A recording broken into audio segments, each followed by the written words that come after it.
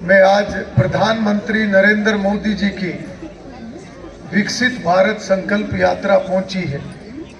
मैं आप सब की तरफ से, सभी ग्रामवासियों की तरफ से, सरपंच साहिबा की तरफ से, आप सभी की तरफ से इस यात्रा का गांव में पहुंचने पर स्वागत और अभिनंदन करता हूं। नरेंद्र मोदी जी की जो ये यात्रा है, जो विकसित भारत संकल्प यात्रा है, ये लोगों को सरकार की योजनाओं का लाभ पहुंचाने के लिए गांव-गांव में जा रही है। और नरेंद्र मोदी जी और मुख्यमंत्री मनोहर लाल जी, आप जानते हैं कि जैसे सरपंच साहब ने अभी बताया कि पिछले 9 सालों में बहुत विकास के काम हुए, तो ये सरकार की प्राथमिकता है कि लोगों की जो जरूरत है वो पूरी करनी है। इसलिए सरकार बहुत ईमानदारी से और गंभीरता से लोगों के लिए काम कर रही है। और वास्तव में आज की जो सरकार है, इस सरकार ने सत्ता के मतलब को भी बदलने का काम किया है। पहले सत्ता को, अरे बंद करो इसे भाई, क्योंकि पहले हम देखते थे कि जब सत्ता में कोई आता था, चाहे वो किसी भी लेवल पे था, तो सत्ता को चौधर माना जाता था। ये मानते थे कि सत्ता मिल गई, लोगों ने जिता दिया तो चौधर हाथ में आ गई। आज इस वर्तमान सरकार में इसको चौधर के रूप में नहीं देखा जाता, इसको सेवा के रूप में देखा जाता है। और इसलिए ये कहा जाता है कि लोगों ने हमें सेवा दी है। जैसे हम मंदिर में, गुरुद्वारे में जाके सेवा मांगते हैं कि हमारी सेवा करने की इच्छा है, किसी की लंगर देने की इच्छा है, किसी की कोई और सेवा करने की इच्छा है, कोई अस्पतालों में जाके सेवा करता है। तो ऐसे ही सेवा भाव से आज चाहे केंद्र की सरकार, चाहे प्रदेश की सरकार, चाहे नरेंद्र मोदी जी, चाहे मनोहर लाल जी, या नीचे तक सभी समाज की सेवा करने में लगे हुए हैं। और इसका प्रमाण ये हम सब के सामने है, जो गांव-गांव में ये यात्रा सरकार की योजनाओं को लेकर जा रही है, ताकि हर व्यक्ति को, खास तौर पर गरीब लोगों को, अगर किसी योजना का लाभ नहीं मिला तो वो अपने कागज चेक करवाओ और अपनी योजना चेक करो कि क्यों योजना का लाभ नहीं मिला। आप जानते हैं कि जब हमारी सरकार बनी थी 2014 में, आपने कुछ विकास कार्यों का जिक्र किया। हमने कोशिश करी, हमने हर गांव का विकास किया जितना हम कर सके। हमने पूरे इलाके की तरक्की करने की कोशिश की, चाहे उसमें छोटे काम थे, चाहे बड़े काम थे, और बहुत काम हुए। हमें संतोष है, हमें खुशी है इस बात की कि हम, जब आपने मौका दिया तो हम भी कुछ कर पाए। 40 साल से ये 15 गांव का रास्ता कभी किसी सरकार में मिला नहीं था, और अगर ये 20-25 गांव का रास्ता भी घरौंडा जाने के लिए नहीं था तो क्या तरक्की थी, इसका अंदाजा लगाओ। जिसकी घोषणाएं मुख्यमंत्री भी करके जाते थे और केंद्र के मंत्री भी करते थे। और ये सभी लाइन पार के गांव को रास्ता मिला तो भारतीय जनता पार्टी की सरकार में मिला, मोदी जी की सरकार में मिला, मनोहर लाल जी की सरकार में मिला। पहले कहा करते थे कि रेलवे विभाग 1 इंच भी जमीन नहीं देता, ये उस समय के रेल मंत्री और हमारे यहाँ के मंत्री भी बोला करते थे। मगर यही फर्क है पुरानी सरकारों में और आज की सरकार में। आज की सरकार किसी भी काम को असंभव नहीं कहती, किसी भी काम को नामुमकिन नहीं कहती। हमारे लिए नामुमकिन शब्द है ही नहीं डायरेक्ट डिक्शनरी में। हम ये तो कहते हैं कि किसी काम के होने में देर सवेर तो हो सकती है, कोई काम होने में अड़चने तो आ सकती हैं, कोई काम घरौंडा या करनाल में स्वीकार ना हो, प्रदेश सरकार से स्वीकार ना हो, मगर ऐसा नहीं हो सकता कि कहीं पर भी ना हो। अगर देश के अंदर लोगों के हित का कानून है, लोगों की भलाई का कानून है, तो कोई भी ऐसी चीज नहीं है जो नहीं हो सकती। इसलिए आज जितना भी विकास कार्य हुआ है वो सब 9 वर्षों में हमने करवाने का काम किया। चाहे हमने अस्पताल बनवाए, चाहे हमने लड़कियों के स्कूल और कॉलेज बनवाए, चाहे हमने ITI बनवाई, चाहे हमने नई सड़कें बनवाई, नए पुल बनवाए, चाहे मेडिकल यूनिवर्सिटी बनवाई, चाहे हमने NCC एकेडमी बनवाई, चाहे हमने नई शुगर मिल बनवाई, चाहे हमने घरोंडे में बस अड्डा बनवाया, चाहे हमने घरोंडा में सब डिवीजन बढ़ा के आज SDM और DSP वहां पर बैठते हैं, ये सारी व्यवस्था हमने अपने लोगों के लिए करी। और इसके साथ साथ हमने गांव के अंदर कम्युनिटी सेंटर बनवाने का काम किया। जब पिछली सरकार में हम ये काम लेकर चंडीगढ़ जाते थे तो कई बार सीनियर अधिकारी हमसे सवाल किया करते थे, मुझसे कई अधिकारियों ने सवाल करा कि विधायक जी गांव में कम्युनिटी सेंटर का क्या मतलब है। तो मैंने उनको जवाब दिया कि हम गांव में पैदा हुए हैं तो हमने कोई पाप कर दिया क्या? अगर शहर में कोई सुविधा है तो कौन सा कानून लिखा है कि वो गांव के अंदर सुविधा नहीं मिल सकती? और यही संदेश प्रधानमंत्री नरेंद्र मोदी जी का, यही संकल्प मुख्यमंत्री मनोहर लाल जी का और वही दृढ़ इरादा हम लोगों का भी है कि हमें लोगों को हर सुविधा देने का काम किया है। और आज क्योंकि इस कार्यकाल के अंदर आप जानते हैं कि 2-2.5 साल हमारे बहुत बर्बाद हुए। एक कोरोना काल का संकट आया जिसने सारी दुनिया की अर्थव्यवस्था को हिला के रख दिया, सारी दुनिया के खजाने को हिला कर रख दिया, लोगों के कारोबार ठप कर दिए और जो सरकार की आमदन हुआ करती थी वो भी बहुत भारी नुकसान हुआ। और इन 2-2.5 सालों में सरकार का ज्यादा पैसा अस्पतालों के ऊपर, लोगों की सेहत के ऊपर, कोरोना को संभालने में उसके ऊपर खर्च हुआ।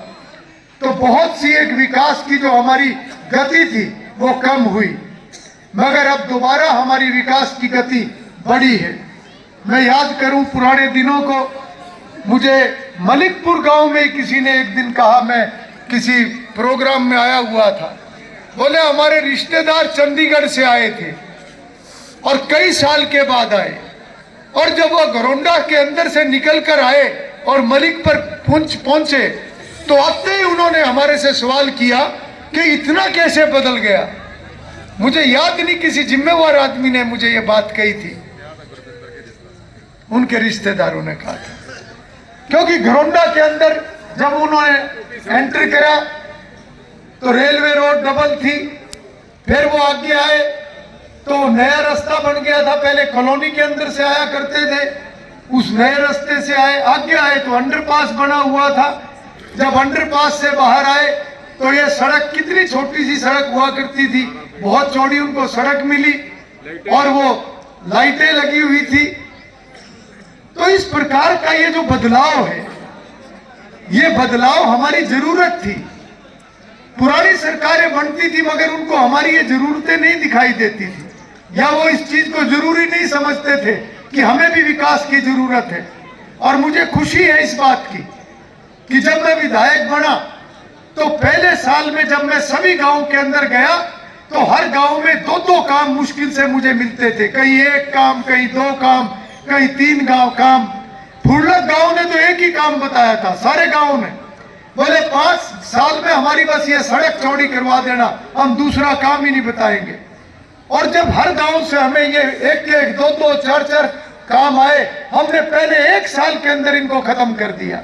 और फिर लोगों को हिम्मत हुई, फिर लोगों को लगा ये तो ऐसी सरकार है, इसमें तो जो हम काम बताते हैं वो होता है। जब मैंने दूसरा राउंड गांव में लगाया, कई शिलान्यास करने के लिए, कई उद्घाटन करने के लिए दूसरे साल में, तो हर गांव से फिर 8-8, 10-10 काम आने शुरू हुए। और मुख्यमंत्री मनोहर लाल जी का मैं धन्यवाद करता हूं कि ऐसे संत स्वरूप ईमानदार मुख्यमंत्री हमें मिले कि जो दूसरे 1.5 साल के बाद जो काम हमें मिले वो भी सारे के सारे 1-1.5-2 साल के अंदर सारे खत्म कर दिए। और जब हम चौथे साल के अंदर दोबारा गांव के अंदर आए तब और कामों की लिस्ट हमें मिलनी शुरू हुई। और मुझे खुशी इस बात की हुई कि जो एक उम्मीद छोड़ चुकी थी हमारे क्षेत्र की जनता, हमारे इलाके के लोग, जो इस उम्मीद को छोड़ बैठे थे कि विकास में हमारा भी कोई साझा है, नई नई डिमांड आने का मतलब है कि उनको एक उम्मीद जगी है। और आने वाले समय में मैं आपको यकीन दिलाता हूं कि जो भी काम हुए हैं वो हमारी जिम्मेवारी थी।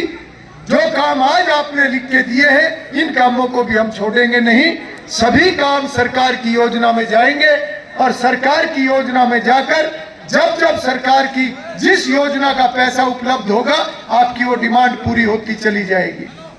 आज हमारे इलाके में अगर मेडिकल यूनिवर्सिटी बन रही है तो आज से 10 साल के बाद आज देखना, क्योंकि 2024 में वो शुरू हो जाएगी। 8 बड़े बड़े अस्पताल वहां पर बनाए जा रहे हैं। अगले 1-2 साल के अंदर वहां इलाज होने शुरू हो जाएंगे और अगले 10 साल के बाद आप देखोगे कि जैसे हमारा पीजीआई चंडीगढ़ है, रोहतक है, इस लेवल का हमारा ये मेडिकल यूनिवर्सिटी जो है इस लेवल की होगी। कितने लोगों को रोजगार मिलेगा, कितने लोगों का इलाज होगा और लोग धक्के खाने से बचेंगे। भाई ये कागज 10 मिनट के बाद लेना, 5-7 मिनट के बाद लेना, सारे कागज लेके जाएंगे, सब मुख्यमंत्री जी के पास पहुंचेंगे, चिंता मत करो। और मैं तो अभी निकल जाऊंगा, मगर ये टीम अभी बैठेगी यहाँ पर।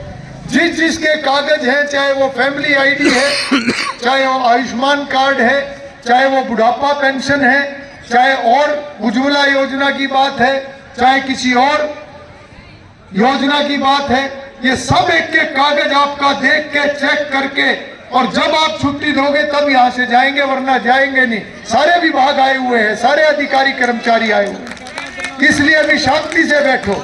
मेरे को तो कम से कम 6 गांवों में जाना है, मगर अभी ये पूरा आपका काम निपटा के जाएंगे। अगर मैं योजनाओं की बात करूं तो मैं 1-2 योजनाओं का जिक्र करूंगा, क्योंकि आज चुनाव का 1 साल बचा है हमारे हरियाणा सरकार का और लोकसभा का भी 5 महीने बचे हैं। क्योंकि अभी और लोग भी आने शुरू हो जाएंगे, शुरू हो गए होंगे। वो आके ये नहीं बताएंगे कि उनकी जब सरकार थी तो उन्होंने क्या करा है, नहीं बताएंगे। वो छोटी छोटी कमियां बताने की कोशिश करेंगे। देखो फलाना काम रुका हुआ है, देखो वो बिल्डिंग रुकी हुई है, वो चौपाल बन रही थी, देखो पूरी नहीं करी, देखो वहां तालाब अभी पूरा नहीं हुआ। ऐसे हर गांव में एक दो कमी निकाल के देखो, फलाने गांव की सड़क जाके देखो कितना बुरा हाल है।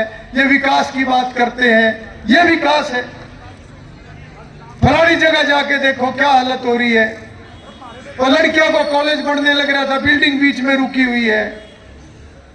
फलाना देखो पुल, उस पुल में भी रुकावट आ रही है। ऐसी ऐसी बातें करेंगे, बहकाने की बात करेंगे, मगर वो ये नहीं बताएंगे कि हमारी 10 साल सरकार रही, हम ये काम नहीं कर पाए। क्यों नहीं कर पाए, वो अपने मुंह से क्यों बताएंगे? हमें सोचना पड़ेगा क्यों नहीं कर पाए। इसलिए नहीं कर पाए क्योंकि आज हम अगर सत्ता में हैं तो हम समाज की सेवा कर रहे हैं, अपना घर भरने के लिए सत्ता में नहीं है। आज हम अपने घर को मजबूत करने के लिए काम नहीं कर रहे, हम समाज को मजबूत करने के लिए काम कर रहे हैं, इसलिए इतना काम हो रहा है। आज कोरोना काल में अगर काम रुक गए वो हमारी गलती नहीं है। अगर 2 साल काम कम हुए तो पूरी दुनिया के ऊपर संकट आया, ये किसी की गलती नहीं। अमेरिका जैसा देश, कनाडा जैसा देश, जर्मनी, इंग्लैंड, वो भी बैठ गए। 3-3, 4-4 गुना वहां पे महंगाई बढ़ गई है। मगर कोरोना काल को भी अगर किसी ने संभाला है, कोरोना जैसे काल में भी अगर देश को किसी ने संभाला है, वो नरेंद्र मोदी जी ने संभाला है। और मैं स्पष्ट रूप से ये कहता हूं कि हमारी खुशकिस्मती है कि इतना बड़ा संकट आया, मगर एक ऐसा प्रधानमंत्री हमारे देश का जिसके कारण से देश संभल गया। अगर ये पप्पू शप्पू बैठे होते, हिंड जाता देश पूरा का पूरा। इसलिए मैं आपको जो योजनाओं की बात कह रहा था, आज हम घर घर योजना पहुंचाने के लिए गांव गांव में जा रहे हैं। कभी सरकारों ने ऐसा काम नहीं किया। पहले तो नारा दिया करते थे, बिजली मुफ्त कर देंगे, लोग वोट देते थे। नारा करते थे, कर्जा माफ कर देंगे, हम वोट दे देते थे। ना कर्जा माफ तो हुआ, ना बिजली माफ हुई। आज भी कहते हैं ये लोग हमारी सरकार आ जाएगी इतनी यूनिट फ्री कर देंगे, हमारी सरकार आ जाएगी तो पेंशन इतनी बढ़ा देंगे। अभी आप लोगों ने देखना है कि उनकी बकाये में आना है कि नहीं आना है। मैं 3 उदाहरण दूंगा, ध्यान से सुन लेना। नंबर 1, इन्होंने कहा था कर्जा माफ करेंगे, कर्जा नहीं माफ करा। कुछ लोगों ने उल्टा कर्जा चढ़ा लिया अपने ऊपर। पुरानी बातें याद करवा रहा हूं, पुरानी बात याद करवाऊंगा जब आज के काम समझ में आएंगे लोगों को। बिजली की बात करते थे, जब इनकी सरकार गई 36,000 करोड़ के घाटे में छोड़ के गए थे बिजली के महकमे को। बिजली के अधिकारी बैठे हैं, कोई भी नौजवान कंप्यूटर खोल के बैठ के देख सकता है कि कितना कर्जा था जब ये छोड़ के गए थे। 36,000 करोड़ का कर्जा था बिजली विभाग का। आज हमारी सरकार ने कितने गांव आज 20 घंटे से 24 घंटे के बीच में बिजली आती है, कोई सपने में भी सोच नहीं सकता था। इसी तरीके से आज ये पेंशन की बात करते हैं, हम पेंशन बढ़ा देंगे। 10 साल सरकार रही इनकी, 10 साल में इन्होंने 500 रुपए पेंशन बढ़ाई। 10 साल में 500 रुपए, और वो भी इलेक्शन से 1 साल पहले धक्का मार के गए थे। मगर हमारी सरकार ने पहले साल से लगातार 250 रुपए हर साल बढ़ाए। इन्होंने 10 साल में 500 रुपए बढ़ाए, हमारी सरकार ने हर साल 250 रुपए बढ़ाए और 9 साल के अंदर 2000 रुपए बढ़ाने का काम किया है। इसको कहते हैं सरकार की ईमानदारी और सरकार की गंभीरता। और ये कहते हैं 300 यूनिट फ्री कर देंगे। जब 10 साल इनकी सरकार थी तब क्यों नहीं फ्री करी, जब इनको कोई कोयला देने वाला नहीं था, जब इनके पास पावर हाउस लगाने के लिए पैसे नहीं थे, जब ये गांव के अंदर 4-4 घंटे बिजली नहीं दे पा रहे थे, तब क्यों नहीं मुफ्त करके गए। आज हमने व्यवस्थाओं को ठीक करा और उन मजबूत व्यवस्थाओं के ऊपर आज ये राजनीति करना चाहते हैं। ये राजनीति हमारे इलाके के लोग, हमारे प्रदेश के लोग, हमारे देश के लोग इनकी झूठ की राजनीति को चलने नहीं देंगे। आपके बीच में आएंगे, सबसे पहले पूछना 10-10 साल तुम्हारी सरकारें रही, इलाके के काम लिख कर दो, क्या काम करा हमारे इलाके का तुम लोगों ने, कितना विकास किया।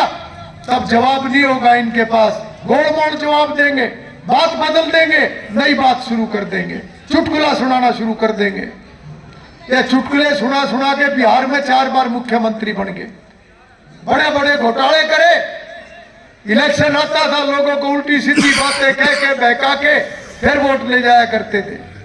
हमारे हरियाणा प्रदेश के एक बहुत बड़े नेता थे, मेरे बुजुर्ग तो जानते हैं, सुन भी रखी होगी।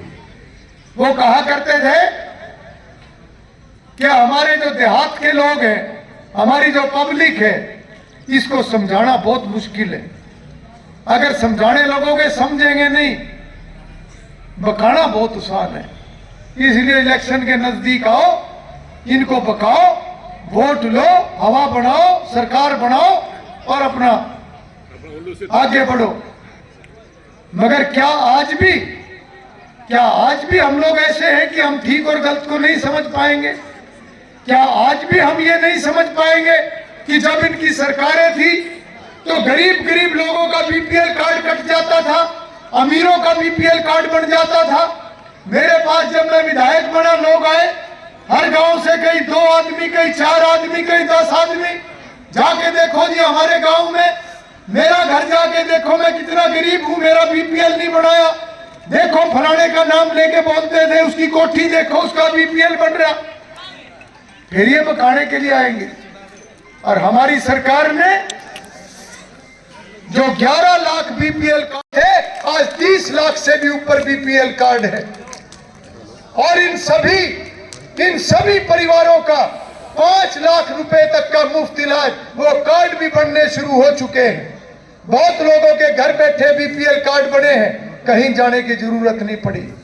मेरे पास तो 500-600 लोग आए होंगे ज्यादा से ज्यादा जब मैं विधायक बना, हर गांव से। 500-600 के बदले जब परिवार पहचान पत्र मुख्यमंत्री जी ने बनाया तो 600 लोगों का बीपीएल कार्ड नहीं बनाया, 27,000 लोगों का बीपीएल कार्ड बनाया। 27,000 परिवारों का बीपीएल कार्ड बनाया, 36 बरादरी के लोगों का। इसको कहते हैं सरकार की ईमानदारी, और किसी के ऊपर एहसान नहीं रखा। आज तो ऐसा कलयुग है कि एक काम किसी का कर दे तो एहसान तोड़ के मार देते हैं सामने वाले को। अगर पूरे हरियाणा प्रदेश में 19 लाख नए बीपीएल कार्ड बनाए और किसी को पता भी नहीं लगने दिया, जाओ सीएससी के अंदर 250 रुपए और अपना बीपीएल कार्ड लेकर चले जाओ, अपना आयुष्मान कार्ड लेकर चले जाओ। ये दर्द है आज की सरकार के अंदर गरीब के प्रति, क्योंकि प्रधानमंत्री नरेंद्र मोदी एक गरीब परिवार से उठकर आज देश के प्रधानमंत्री बने हैं। वो वहां पर बैठकर देश की मजबूती के लिए भी काम करते हैं, और वहां उस बड़ी कुर्सी पर बैठकर भी उनको अपने देश के हर गरीब का दर्द दिखाई देता है। इसलिए आज ये गरीब के लिए काम हो रहे हैं। और आने वाले समय के लिए बता देता हूं, जिसका मकान टूटा हुआ है, कड़ियों वाला है, कच्चा है, कहीं धक्के खाने की जरूरत नहीं। जैसे घर बैठे आप लोगों का बीपीएल कार्ड बनाने का काम सरकार ने किया, आने वाले 4-5 सालों के अंदर थोड़ा थोड़ा करके पूरे हरियाणा प्रदेश में जिनका भी नया या पुराना बीपीएल कार्ड और उनका मकान अगर खराब है, सरकार थोड़ा थोड़ा करके सबके मकान बनाने का भी काम करेगी। इसलिए आप लोग संयम बरतने का काम करना, सरकार बहुत ईमानदारी से काम कर रही है। लोग मेरे से पूछते हैं कि विधायक जी इतना काम सरकार कैसे कर रही है? चारों तरफ विकास, घर घर योजनाएं पहुंचाने के लिए इतनी योजनाएं बनाने लग रहे हैं। 5-5 लाख का मुफ्त इलाज, कहां से आ रहा है पैसा? क्या मूल मंत्र है? तो मूल मंत्र एक ही है कि मोदी जी ने कहा था कि अगर देश के प्रधानमंत्री बने तो ना खाएंगे ना खाने देंगे। यही मूल मंत्र है, क्योंकि मोदी जी की सरकार आने से पहले 10-10 हजार, 20-20 हजार, 50-50 हजार करोड़ के घोटाले हुआ करते थे। मोदी जी की सरकार आने के बाद सभी घोटालों को खत्म करा, क्योंकि हर आदमी आज ईमानदार है जो आज सत्ता के अंदर है। और वो घोटाले जब बंद हुए और सरकारी खजाने में पैसा बढ़ना शुरू हुआ, वही सारा पैसा आज पब्लिक के ऊपर खर्च हो रहा है, वही सारा पैसा आज विकास के ऊपर, योजनाओं के ऊपर वही सारा पैसा खर्च हो रहा है। यही फर्क है, और यही फर्क आज समझने की जरूरत है। क्योंकि एक देसी कहावत है कि दूध पिलाने से मक्खन निकलेगा, पानी पिलाने से मक्खन नहीं निकल सकता। इसलिए आज बहुत ईमानदारी और गंभीरता से वर्तमान सरकार काम कर रही है। गरीब लोगों के लिए कितनी और योजनाएं बना दी। एक योजना बनाई है दयालु योजना, और उस योजना में कोई भी गरीब परिवार का सदस्य भगवान को प्यारा हो जाए किसी भी कारण से, तो हरियाणा की सरकार उस परिवार को 1 लाख से लेकर 5 लाख रुपए तक का सहारा लगाएगी। यह योजना शुरू कर दी, क्योंकि गरीब परिवार में अगर कोई ऐसा संकट आ जाए तो हिल जाता है परिवार। तो उम्र के हिसाब से यह स्कीम बनाई है। भगवान ना करे ऐसे किसी गरीब परिवार का सदस्य भगवान को प्यारा हो, तो अगर उस सदस्य की उम्र 6 से 12 साल है तो सरकार 1 लाख रुपए का सहारा लगाएगी। अगर उम्र 12 से 18 साल है तो 2 लाख रुपए, अगर 18 साल से 25 साल है तो 3 लाख रुपए, और अगर जिस सदस्य की मृत्यु हुई उसकी उम्र अगर 25 साल से 45 साल है तो 5 लाख का सहारा सरकार उस गरीब परिवार का लगाएगी। और अगर उम्र 45 साल से 60 साल तक है तो 3 लाख रुपए। तो यह योजना भी सरकार ने शुरू की। और ऐसे सभी गरीब परिवारों की जितनी भी बेटियां हैं, सभी बेटियों को 12वीं के बाद जितना भी वो कॉलेज में पढ़ना चाहें, पूरी फीस सरकार जो है हरियाणा की सरकार देने का काम करेगी। और इसके साथ साथ ये जो स्कीम है इससे ऊपर भी बढ़ा दी। जिनकी आमदन 1 लाख से 3 लाख के बीच में है, 1,80,000 से 3 लाख के बीच में है, जिसमें लगभग सारे किसान परिवार भी आ जाते हैं, ऐसे परिवारों को उनकी बेटियों के लिए भी 50% फीस सरकार अपनी तरफ से देगी। और 5 लाख तक का मुफ्त इलाज केवल 1500 रुपए इन परिवारों ने देना है जिनकी आमदन 3 लाख तक है। 1500 रुपए साल का देना है, उनका भी 5 लाख का मुफ्त इलाज सरकार देने का काम करेगी। तो इस प्रकार से सरकार लगातार ये काम करती जा रही है। मेरे पास अभी आंकड़ा मलिकपुर गांव का आया है। जब हमारी सरकार बनी तो उस समय मलिकपुर गांव में केवल 27 बीपीएल कार्ड थे। आज मलिकपुर गांव में 291 बीपीएल कार्ड, यानी हमारी सरकार ने जहां पहले 27 बीपीएल कार्ड थे, 264 नए और बीपीएल कार्ड बनाने का काम किया है। सभी का 5 लाख का मुफ्त इलाज, सभी को आने वाले समय में मकान, जिसका जब जब जरूरत होगी, क्योंकि एकदम सरकार नहीं कर पाएगी, संयम रखना पड़ेगा। अगर पूरे हरियाणा प्रदेश में 5 लाख लोगों के मकान सरकार को बनाने पड़ेंगे तो 5 साल लगेंगे, अगर 1 साल में सरकार 1 लाख लोगों को मकान देगी। इसलिए सरकार जो सबसे गरीब है उसका नंबर सबसे पहले आएगा, जिसका सबसे खस्ता मकान है उसका नंबर सबसे पहले आएगा। और अगर फिर भी किसी को ज्यादा दिक्कत है तो वो अपनी मकान के मरम्मत की स्कीम कभी भी ले सकता है। 80,000 रुपया सरकार उसके लिए देगी। अगर रुक सकते हैं और ज्यादा हालात खराब नहीं है तो धीरे धीरे आने वाले समय में नंबर पड़ जाएगा। मेरे सामने जिम्मेदार भी बैठे हैं, मेरे तो यहाँ पारिवारिक रिश्ते हैं। मैं अपने सब किसान भाइयों को भी बताना चाहता हूं, मैं खुद किसान हूं। जब हमारी सरकार बनी उससे पहले 2 फसलें एमएसपी के ऊपर बिका करती थी। आज कितना भड़काने का काम करा है विपक्ष के लोगों ने, किसानों को भी कितना भड़काया है। जबकि भारतीय जनता पार्टी की सरकार ने हर वर्ग के भले का काम किया, किसानों के भले के लिए वो कृषि कानून लेकर आए थे। 10 साल कांग्रेस की सरकार ने भी उसके ऊपर काम किया। 10 साल में कांग्रेस की सरकार रहते हुए उस समय में हर मुख्यमंत्री को यह बताया गया कि आने वाले समय में ये कृषि कानून में बदलाव, ये नए कानून बहुत जरूरी है, मगर वो लागू नहीं कर पाए। जब मोदी जी ने लागू किए तो आंदोलन करवाया गया, लोगों को भड़काया गया।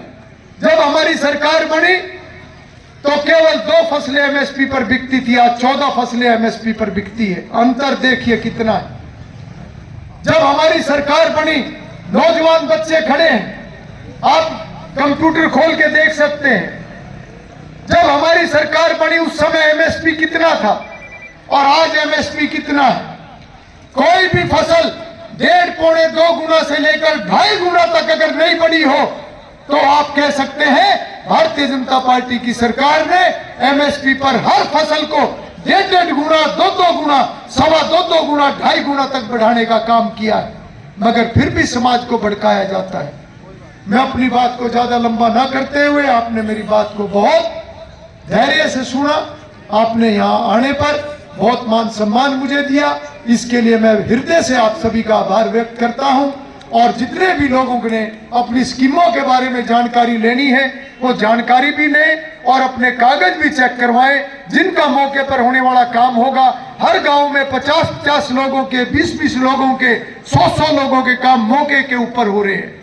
और यही मैं समझता हूं कि गरीब आदमी का जब भला होता है तो कहीं ना कहीं पुण्य सबको मिलता है।